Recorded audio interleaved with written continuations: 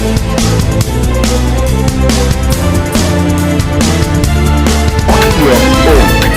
there is ever a third party that shows The church boy, yeah. JFK will say.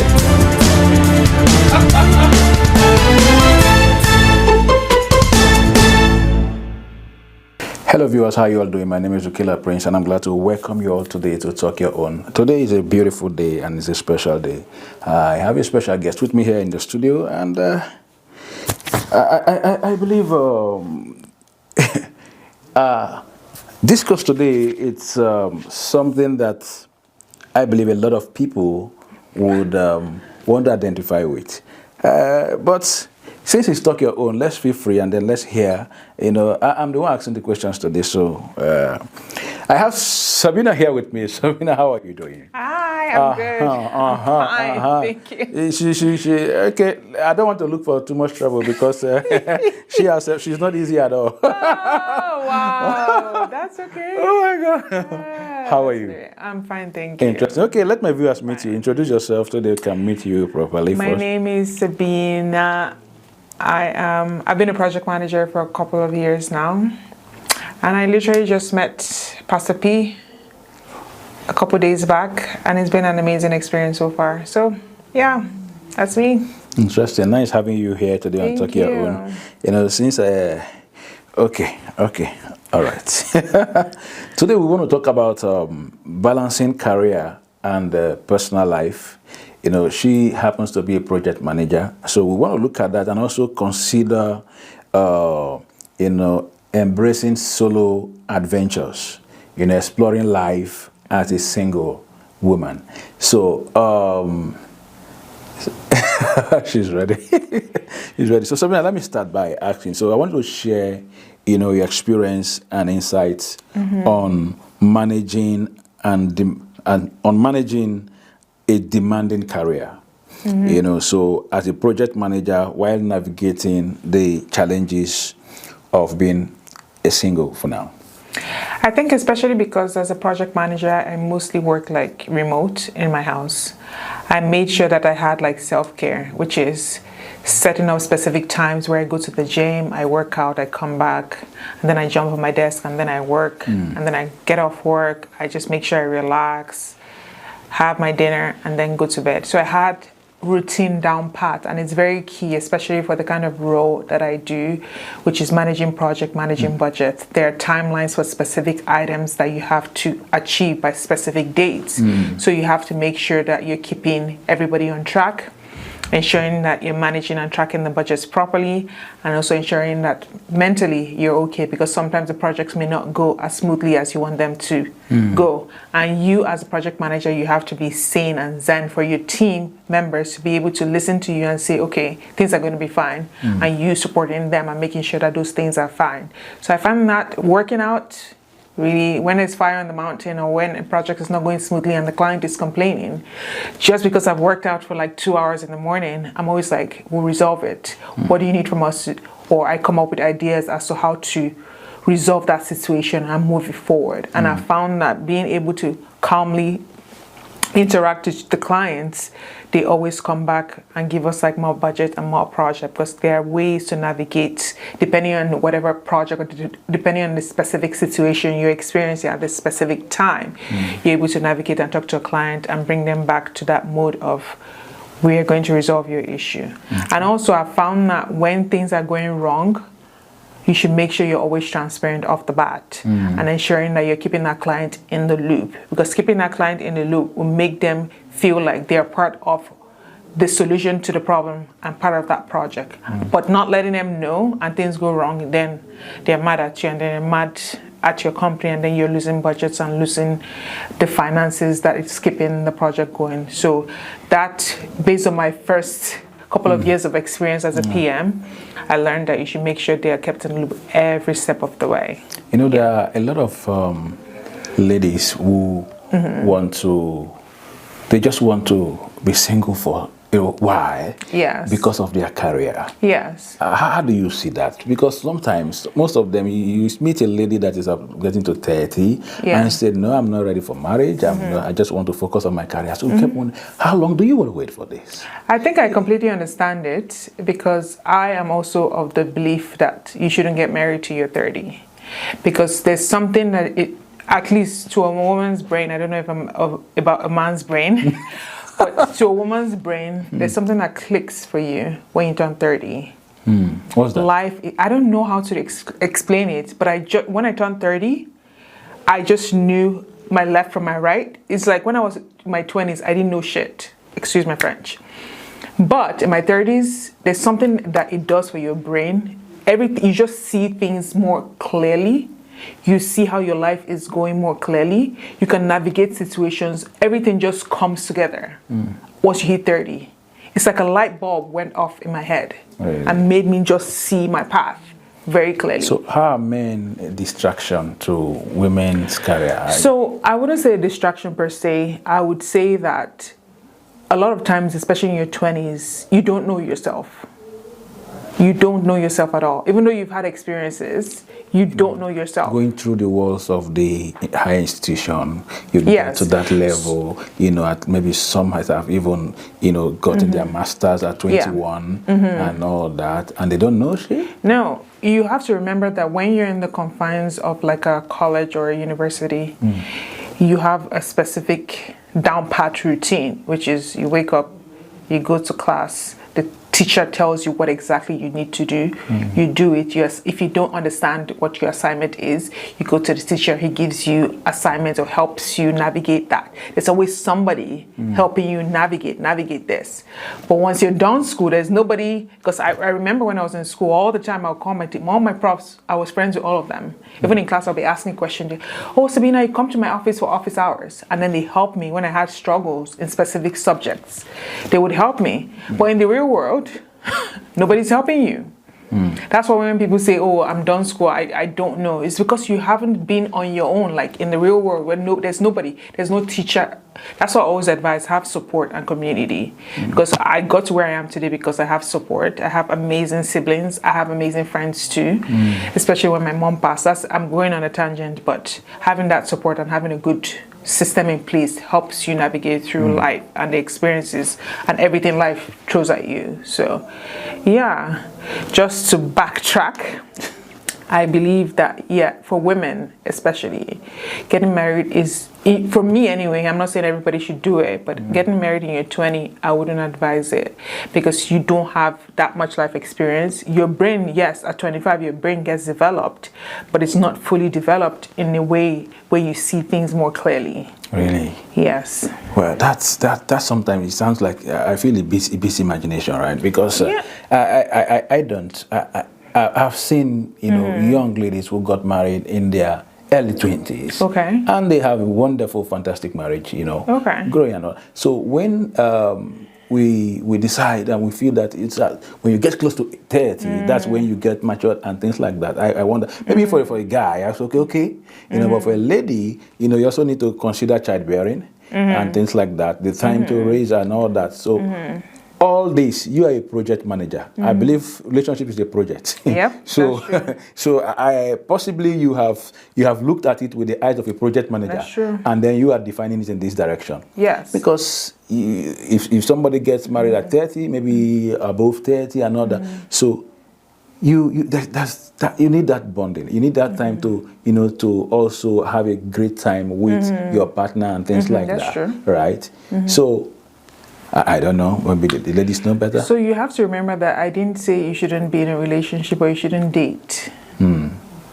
I said marry. Yeah. When you cross 30. So all the things you're explaining to me right now, do it in your 20s. I didn't say don't do it. Do it. But tying the knot, like going to court or going to whoever, traditional or however you get married, the best time to do it is your 30s. I never said don't do relationship in your 20s. Do all the relationship, but the marriage thing, because the same way you say there are so many wonderful women that have in their 20s they got married, the same way there's also the opposite of not life. is not very straightforward. Some people might have the best experiences, some people might not. But in my opinion, I believe 30 is the day or the time for you to say, yes, I'm ready to get married. And you have that time. That's Sabina's opinion. So in talk your own, exactly. you have your views, right? Exactly. So you feel free to also tell her how you feel about exactly. Exactly. For me, I think 30, well, not bad if the guy is not there, but if the guy is there for marriage, why do you need to wait for 30? To get to 30. I'm still struggling to actually, absorb that. But it's fine, it's fine. So your life is a matter of choice, right? Yeah, okay. Exactly. So, I wanted to discuss strategies for prioritizing self-care, building a support network, and finding work-life balance as a project manager that you are. So I'll answer the first question first, which is prioritizing self-care. So I'm unique because every time I describe, everybody's like, walk me through your routine. Everybody's like, you are extreme. Yes, because the things you've told me off camera, so it's amazing. Let them hear. So my experience is completely different because I used to be an athlete in school. And then when I was done school, sports had just been a thing. It's just been like a second nature to me anyway. How come I didn't find in the Olympics? You didn't find what? I didn't find in the Olympics. Because I had Nigerian parents that believed school they didn't know any better. And if you don't know better, how can you do better? Okay, I understand exactly. That line of thought. Exactly. So I was always good in sports, and then after school, I kind of took a break from it, and I was partying and because when you're in college, your parents are taking care of everything. You don't have to worry about money and things like that. From my experience, everybody's experience is different. Exactly. So in college, not so much sports, but then leaving college and then starting to work, and then one of my first jobs was in McDonald's, where you have like crazy customers, and I'm like, whoa.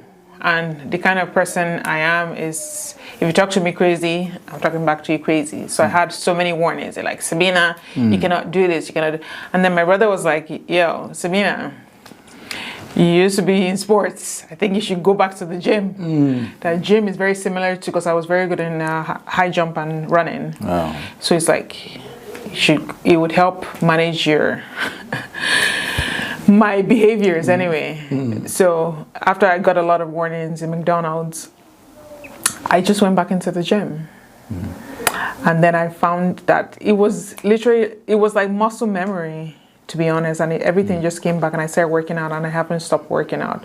But that's a Sabina situation that has like a sports background. But for somebody new that has never done any sports, I would advise that how you strategize is you don't go to the gym and be like, signing up for the gym, I want to go 6 days a week like I do. You can't do it that way. You have to start small. Go once a week for the next 4 months or 5 months. And then you increase your pace. Twice you go for the next how many couple, and before you know it, you increase your days, 3, 4, and that's how you get. And then just make sure you always tell yourself, I'm just spending 2 hours in the gym. At home, I'm not doing anything with those 2 hours. Might as well go there for my mental health. And I believe, and I also like the fact that back 2-3 years ago, going to the gym, you barely see people there. But now in 2025, a lot of people are at the gym now. That's right. And I know it's due to the fact that a lot of things are going on. But gym is very good for your mental health. So how do you build a support network? How do you find work-life balance also in all of this? So I wouldn't say there's a work. Honestly, I wouldn't define it as a work-life balance. I would just call it balance, because every now and then work would take priority over like your life, and every now and then life would take priority over your work. So how I would define it is just finding a way to just balance it all, because you really can't have a balance.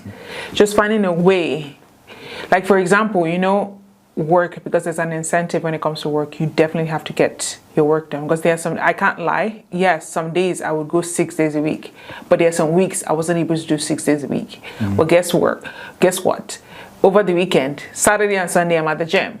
because I didn't have time during the week. And then I'll work out like for 4 days. To cover up for, exactly. for the mistakes, right? Exactly. So not every time you would be able to balance it, but when you can, just try your best to have a routine down pat. From 6 to 7, I'm going to the gym. 7 to 8, I'm doing this. 9 to 10, and once you find that routine and you keep doing it over and over again, it becomes like second nature to you. Wow. Yeah. Okay, we'll be going on a short break. Viewers, when we come back, we'll be exploring life as a single woman. So we will hear her perspective on that.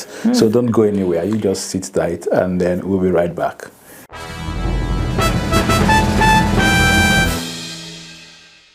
All right, ladies and gentlemen, viewers, thank you for being with us. Welcome back from the break. I still have Sabina with me here right in the studio. And we want to look at embracing solo adventures, exploring life as a single. Sincerely, a lot of people have a lot of stories to tell, as regards, their singlehood, and also making sure that quite a lot of things around them are also being in the balance. So I would love, Sabina, for you to talk to us about the joys. Talk to me about the challenges of being single and how you learn to embrace solo adventures and possible travels. Oh yeah, I actually, funny enough, I'm very comfortable and okay with being single. But everybody around me, really? For some reason, have issues with me being single because they're like, oh, Sabina, you're such a fine girl. Anybody that I'm like... I mean, everybody, is it parents? Parents, siblings, friends. Yeah, everybody. It's like, so why is your matter their matter now? Only God knows. Yeah, but I find, honestly, I know people might find this interesting for me to say, but I love being alone a lot, but I also love hanging around my friends. So the balance, you would say, is 80% of the time I like to be by myself. Wow. And then 20% of the time I like to be like, I'm a homebody through and through. You might see me that I'm an extrovert, but you just don't know that half the time I am in my house. That's why. So what do you do with that 80%? What are your activities like? First of all, I love games. Like, I love puzzles. I like playing, not video games. I suck at video games, but when I'm in relationships, all the partners I've ever had, well, not a lot, but some of the partners I've had, they like... It's not a lot. It sounds like a lot. Exactly. So I have clarification there. It's not a lot. Yes. So they've liked video games, so I've played here and there, but it's never been my passion, my interest, where I'm like, I want to learn. I want to know how to play this game and stuff. Okay. So I played here and there, but for me, my passion is a lot of games, especially brains that enhances and enlightens you mentally. That's also why I go to the gym. It helps me mentally. I like puzzles. I like to play word games, Scrabble as well. And also I love my TV shows. Okay. I'm not so big on movies, but I like TV shows because it's never ending. Like, you can watch today, you watch one season, watch 2 episodes, tomorrow you have more. There's something to look forward to. That's why I like long seasons and long shows. Those shows can keep you exactly. But you also, that's why I said discipline comes into mind, because, for example, when I have my routine down pat, or when you have your routine down pat, from 6 to 9, you only have 2 episodes you can watch. Because in between 6 to 9, you have to prep your dinner, eat your food, wait for it to digest while you're watching your shows. And then 9 o'clock, it's time for you to shower and get ready for bed and get ready for the next day. So everything has to be disciplined. Because, some of these shows can be very interesting. Don't get me wrong. But you have to be like, tomorrow is a new day.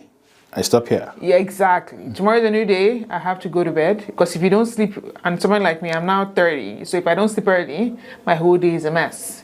So I have to make sure, even though this show is so good, the preview of the next episode is so amazing, I've trained my mind to say, stop. We have a way of linking them, because you can't just stop there, because it's linking you to the next one and you want to be part of, you want to see what happens. You have to train your mind to be like, stop. And I've trained my mind. So everything has to do, you have to train your person to be like. That's right. That's what I always say, routine having a routine down pat is very key. Yeah, and some of my friends say I'm predictable. They know where I am at specific times of the day because of how routine-based I am.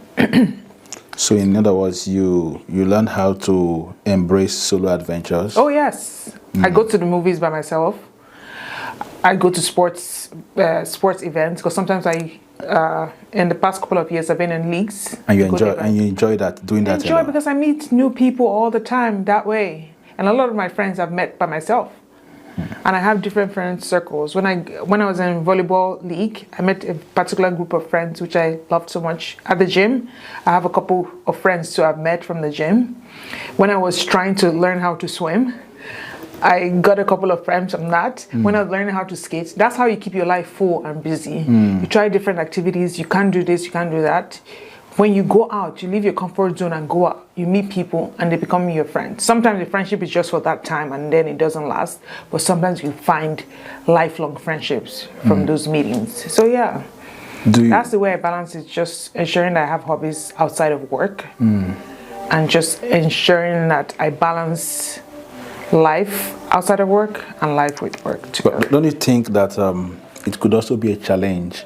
You know, maybe when you get married, because you are someone who have developed yourself that 80% is more of you. Yeah. You know, and maybe 20% you share out and there. So don't you think that could be a challenge in marriage? So I'm 30 now, so I would say that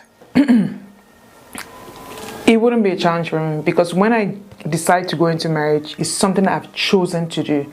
And marriage is a choice. For some people, not everybody. Sometimes people don't get choice in it. But me going into it, it would be a choice. So me choosing to go into it would mean that 80% of the time that I like to be by myself is going to be cut down because 80% of the time I'm going to be with my partner.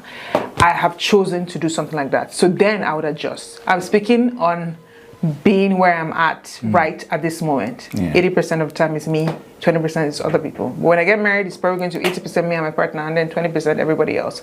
And that's fine, but I'm speaking as to where I'm at the present stage in my life. Yeah. You know, it makes me also want to ask you, you know, I don't know if there's any guy there right now. I don't know. So, but if there is, okay, maybe you are expecting let me permit me to call him the Mr. Right, okay? Okay. So the Mr. Right. So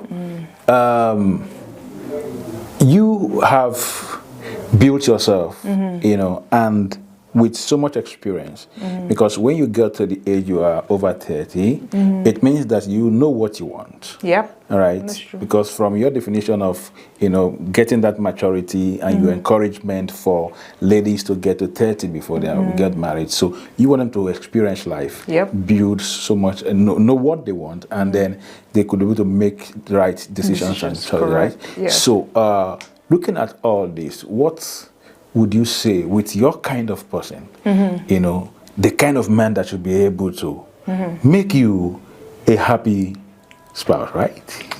Yeah. So what should that man build or, you know, develop in himself, because you have an expectation. Yeah. Right. So balancing all this, as a woman who is in this level, you know, and we're looking at someone who is exploring, you know, solo adventures, you know, your life as a single, you've been able to look at things and then you are able to say, this is me. So this person that you would possibly want to spend your life with is somebody who should be able to adapt or possibly who should be able to align to your way of life. Your way of life, I'm not just putting this to you alone as a person, but looking at from the perspective that we are coming from as, you know, single ladies who are, you know, above 30 and all that, who are also looking forward to get married. Some of them who have enjoyed just, you know, they are single. They enjoy that space. Now someone else is coming into that space. So what should that kind of person be? So that's a very good question, actually. That kind of person should, honestly, everything takes conversations. Because I feel like when you're coming in, especially somebody that has been single for like a couple years or let's say a year, they're already used to being by themselves and stuff. So that's when whoever is coming in would have the conversations like, oh, Sabina, you like being by yourself. Can we? But if you're not expressing how you feel, that person is already used to how they are. So they wouldn't know what's... That's what they said. Nobody can read anybody's mind. You have to be outspoken and being like, look, Sabina, I know you like your alone time, but I want to spend time with you. Being upfront and saying, I want to do this. And women, you know, we always listen to those words are what, like, drives us towards whoever we like. So you expressing, because trust me, I wouldn't lie, if I get into a relationship tomorrow, I'm going to fall back into those old patterns where I'm always in the house. I like to just be. But if Mr. Right is there being like, Sabina, I know you like to be in the house, but let's go here. Let's just take a walk in the park. Come to my house. Let's just chill and watch Netflix. In my head, I'm like, oh, okay, I have to adjust my way and go back to that relationship, Sabina. So you're open to adjustment. Of course, that's what you're saying. of course. To make things work. Of course. So it's not all about you. No. It's all about making sure that what we're able to make adjustments. Of course. Okay. That's good. You know, but one thing that is also of a concern is that sometimes ladies who have got into this age, you know, most of them have achieved a lot for themselves. That's true. They are comfortable. Yep. Their space. So, the guy that is coming in most likely doesn't have much, or they're expecting much for him to bring into their lives. Okay. Because they've gotten to a point where some of them got their houses, you know, so, you know, just like that. Would you love the guy to come to your house? So, I have a very good personal experience from that, because some of my friends already have their houses and they're like women and they're very established in their specific fields. But I've found that guys are usually very insecure when it comes to like women that are already established and stuff like that. But half the time when you speak to those women, like when I speak to them, they are not the ones that have an issue with them being successful. It's always the guys. And I think it's due to like society and like ego and everything else. Sometimes women, especially established women, they're already in their 30s, they're like, oh, I just want a partner. But when some of these men go and see how the women are living, they're like, I would not be able to give anything to this woman. But you don't know that. Like, try and see. And half the time, the ones that try, there are lots of women getting married to people that are not making as much as they're making. Because they try, they put in effort. Effort doesn't have to be you spending a Birkin bag or something. Put in effort, check in. Oh, how was your day? Oh, I'm coming over. Let's go for a walk. Little things like that. Everything is not about money. Yes, money is very helpful. If your woman is already making the money, she's doing everything she needs to do. You pick up on those areas where you see, oh, I just thought about, oh, you're too busy today. Let me come over and help you do the dishes, help you lay your bed. Things like that. And the woman's like, whoa. This guy's handy, this guy's helpful. Oh, you know, and that draws her more to the guy. Like you're saying it, you know, it sounds sweet and lovely. It is. How many ladies? That's what I'm telling you. Guys don't even bother trying. I'm telling you from experience, they're not trying. Don't see that they see that it looks like a brick wall. And that's the thing. So women are women. I'm telling you, women are very similar across the board. But the issue is people don't try. They just try one time and they hit a roadblock. They're like, yes, because. But that's not how. If you really like, if you want something, they love this. You know, understand? But this person, agree or not, a lady who has gotten to that level, who is so established, come on, man. Do you understand what I'm saying? That's what you think. That's what I'm telling you. It's not what it is. Because most of those women now that have reached, especially in their 30s, they're like, I just want a guy that is nice to me, is good to me. But there's something, I don't know what it is with guys, that if they're not as established as a woman, they feel inadequate. Now, at that point, yes, putting yourself now in this picture, okay, established lady. Now, what if the guy is not as established as you are? That's the thing. Would you want to have such guy as? That's what I was saying. So long as he has where he's going. He has potential. Everything is not established, because sometimes the established ones are not the best ones to be. If he has a goal, he has drive, he explains it to you, this is where I'm trying to reach. And each and every day you see him putting in the work. It's not somebody that is opening a mouth and you don't see him. There's no plan or nothing. Every day he's not getting up and doing something that you can even show, like something he can even show you. Look what I'm doing, and then you're like, oh, this guy is actually not somebody that just because sometimes people just talk. They are not really doing. Guys, you know, I don't know what's your take on this, because you know most guys, a man is a man. Most times, yes, the man wants to. You understand? And maybe all the ladies, okay, guy, so you wash the dish, man. So there's quite a lot that's that can play on this. I have seen people who have been in this level that have been well successful in marriage. I have seen that. That's what I'm saying. I've seen that work, actually. Yeah. I've seen someone who is a master degree holder who got married to a security guy who does not even have a degree. That, the guy was able to, and the guy today has more degrees than her. There you go. You understand? So how many ladies can be patient to go through that? That's how many guys can endure? Because sometimes the lady feels that, hey, boy, do you understand? You don't understand. So, that's what I'm saying, that it's not just the talk. Make me understand, please. That's what I was saying, that it's not just the talk. You have to have a plan as to where you're trying to go. Because that's why most ladies are like, they don't listen and they don't hear, or they're like, I'm not interested in this. Because most of the time, I'm telling you, as somebody that is dating, most of the time it's just talk. There's no action. There's no thought. There's no plan behind that talk. It's just, I'm trying to do this, I'm trying to do that. 3 months in, I'm trying. At least show something for the ladies to be like, wait, this guy is trying, he's actually doing something. It might not be as big as she imagines it to be, but there's already a step closer to where you're trying to reach. But people don't, they're just talk every day. 3 months time, you're back to the same conversation. Oh, I'm trying to, where is something? It doesn't have to be anything big. Show me something. Even if it's a logo, an image you've created from the thing. Okay, guys, so let us know if you truly would love to, you don't mind that situation. And the ladies also, how many of you don't mind such situations? Because Sabina here is giving us quite a lot. So I don't know. So let's hear from you. I don't know, but guys, you know it. And sometimes guys feel that some ladies can go out of the... I'm not saying the ladies that do that don't exist, but I'm saying the number that people imagine in their head is not the number. It's just the same way that people are like, oh, women don't like men that don't make more.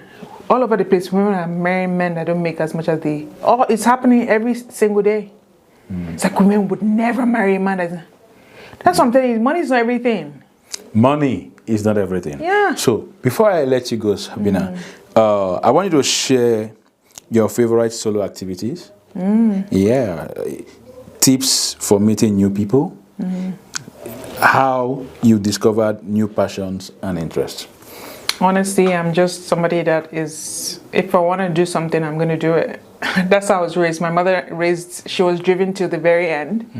And that's literally who I am. If I wake up today and be like, something comes into my head and I'm like, oh, I should learn skating. Guess what? I'm signing up for skating classes and I'm going to do it. So that's literally the way I am. Like, how did I meet you? I was just like talking to friends and they're like, Sabina, you need to get out of your house.